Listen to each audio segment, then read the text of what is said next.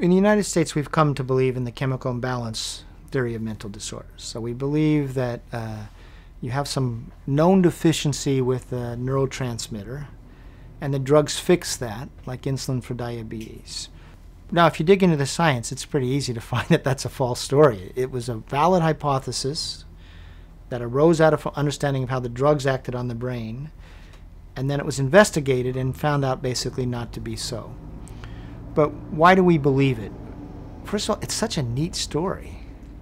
It's such a nice, it fits into an antibiotic story. And we know that antibiotics, the magic bullets that killed bacterial infections, they were such a great medical advance. They changed our society. Kids didn't die from bacterial infections anymore.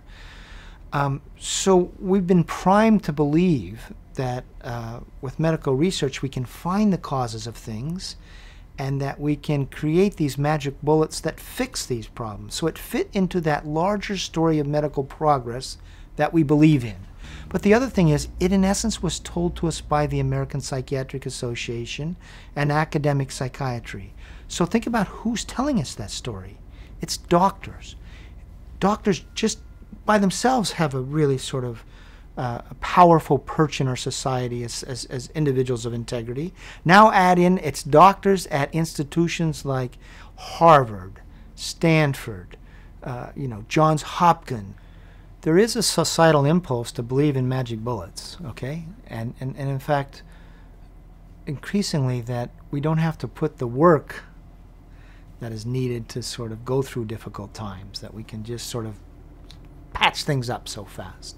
So there's certainly a societal impulse to take drugs and to think that that can be a response. No question about that. So that impulse is there waiting to be tapped into for anybody looking to build a market. There was one data that suggests that 20% of Americans now take a psychiatric drug daily, something like that. So quite prevalent. At the very least, that tells you that this response, that the drug-centered response, is not an effective form of care over the long term for whatever stress is arising in your society, because we've been embracing this paradigm of care now for almost 30 years, and we've seen the burden go up and up and up. And if you have an effective medical treatment for a disease, at the very least that burden of disease should hopefully stay stable or even go down. And we're seeing exactly the opposite.